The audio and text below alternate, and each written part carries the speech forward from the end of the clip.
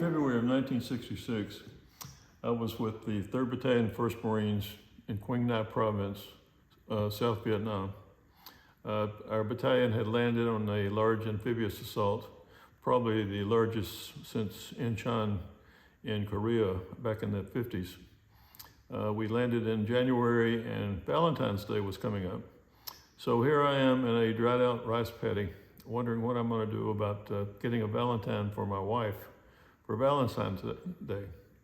So somehow I got the idea that maybe I could tear up a piece of a sea ration carton, place it in an envelope in the military mail, and get it back to her sometime later in the year. So out of that grew a small Valentine, which I tore from the sea ration carton, wrote on the sea ration Valentine that I had torn, "My heart's all out of shape for you, honey. Happy Valentine's Day." So eventually this did get back to Hanna, who was living in California at the time. And we have always kind of celebrated Valentine's Day around that because we were apart for that year. Later, after we came back on ship from that operation, our battalion moved to July. We were in July from March of 66 to June of 66. And then later on moved to Da Nang and were responsible for the southern area of Da Nang around Marble Mountain. Sometime before we left July, we made arrangements for R&R trip. So Hanna took her first airplane trip from California to Honolulu to Tokyo and met me for 5 days on a R&R trip. She was able to get there a couple of days before I did and did some touring of Tokyo, and I of course had 5 days of R&R. It was almost interrupted by the fact that just before our R&R flight left the night before in Da Nang, the plane we were supposed to take was almost hit by mortar fire. So that would have very definitely messed up my R&R trip. But it turns out that everything did work out well. After meeting my wife in Tokyo, where we had a 5-day R&R, I proceeded to go back to Tachikawa Air Force Base, fly back to Da Nang, and then catch a helicopter ride back to my unit in July. And then about a month or so later, the unit moved to Da Nang, and we were responsible for the area of Da Nang south of Da Nang, an area called Marble Mountain, which would be very familiar to any of the Marines that might have been in Accor area. The unit that I was with started out in California, and I was fortunate in that the unit that I joined had just come back from overseas and was reconstituted in California. We actually went to Okinawa and spent 2 or 3 months on Okinawa in training, before we went to Vietnam and landed on a across the beach assault called Operation Double Eagle, which again, as I mentioned previously, was one of the largest amphibious assaults since the landing in Incheon. And to my knowledge, there has not been since a large-scale marine amphibious assault. Now most of the transport is by helicopter or by other types of equipment, and so this may go down as one of the largest amphibious assaults, again, versus Incheon in history. After serving for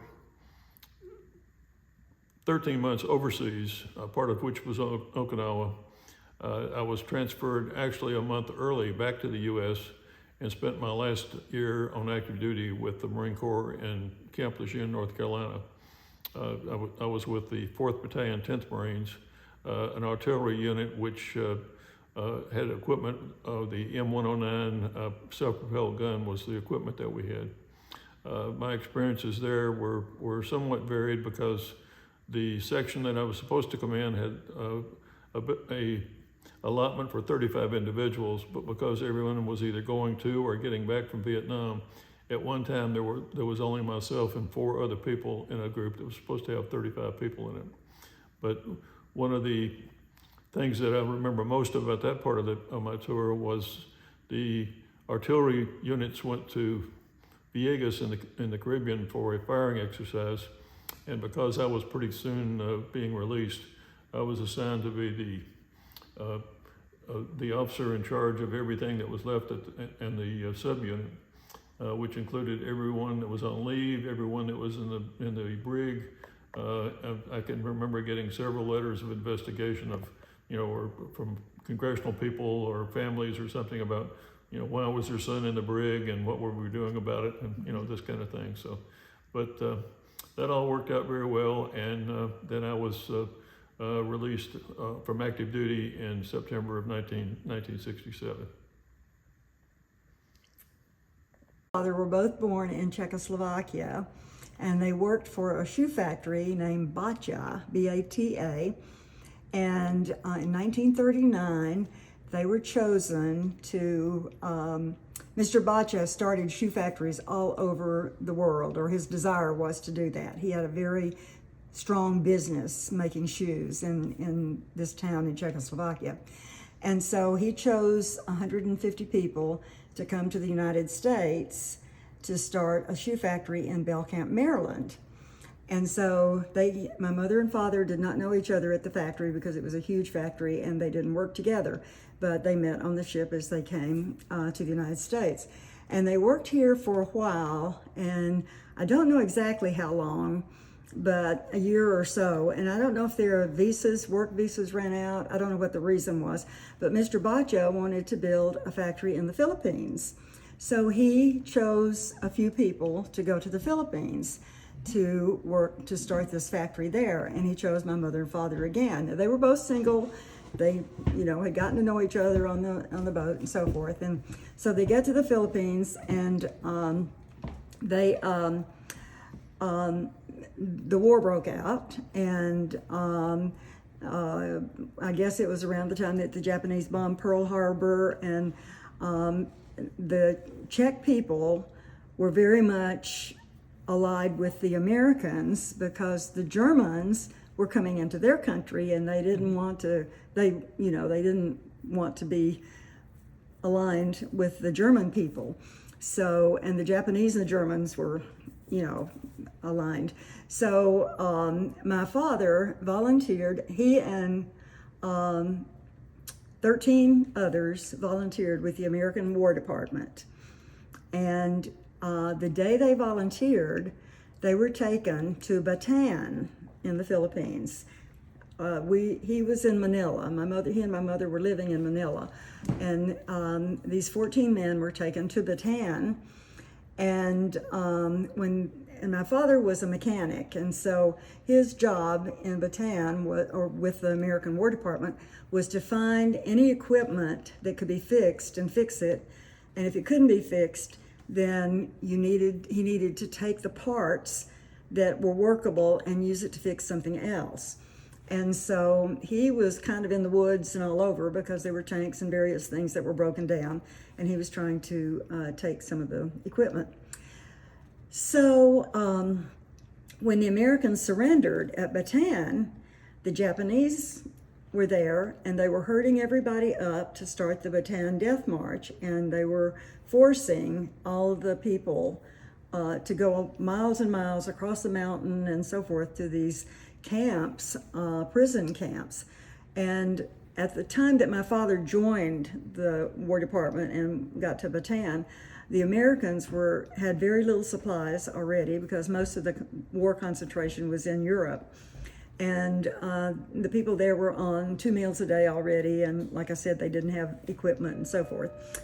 So my father had been in the woods looking for things, and when he saw what the Japanese were doing, he went to the water, the edge of the water, and there was an island of Corregidor right across from Bataan. It was 5 miles across the water. And he found a boat that was in the water that belonged to a Chinese man. And the Chinese man said the boat didn't work. So my father tinkered with it and was able to get it started. And they put as many people as they could on the boat and went to Corregidor.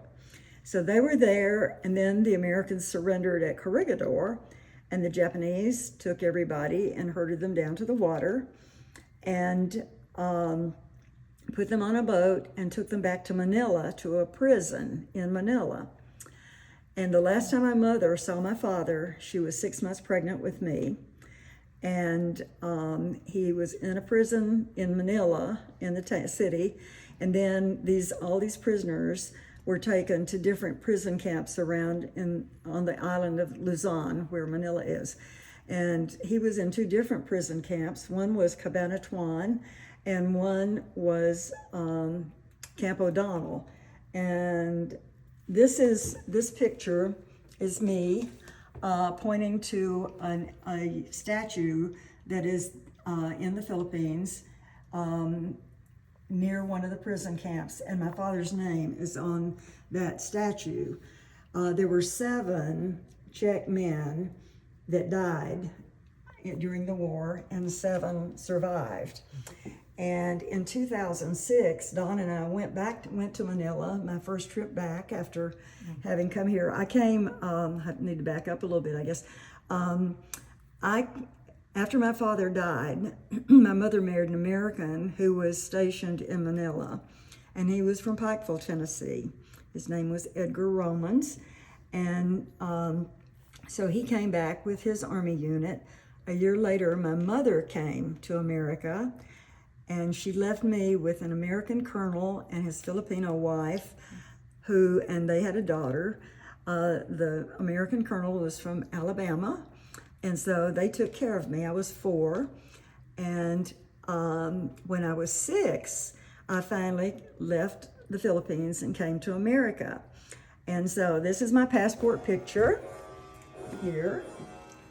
I'm 6 years old, and I came across on a boat, and my parents had saved or had hired someone to be sure that I had my meals, and I went to bed and I took a bath and all that. And my stepfather met me in San Francisco, met my ship in San Francisco, and I didn't remember him because it had been 2 years since I had seen him. And he insisted that I had to go with him, and of course he had all the paperwork and everything, and so they let me go.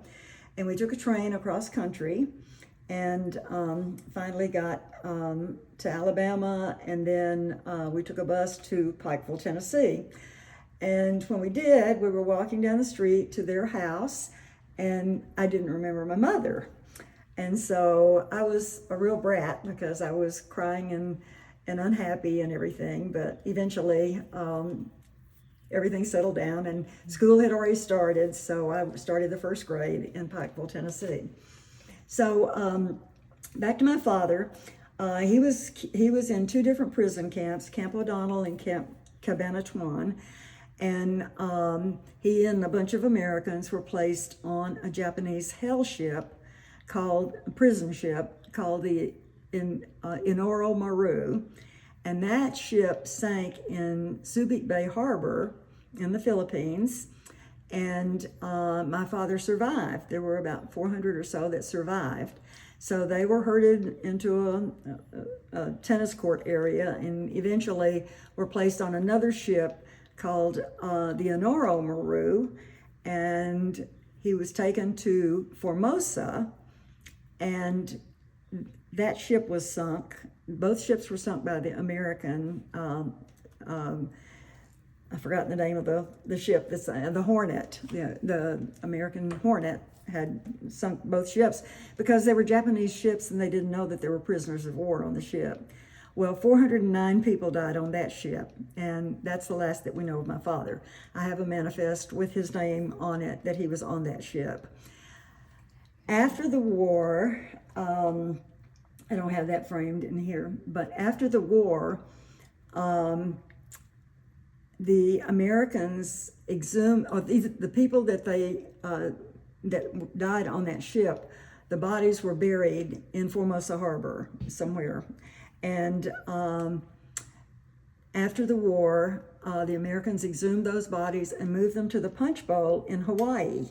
And so there are mass graves in Hawaii, and they say like 15 remains, 22 remains, 25 remains, and these are markers.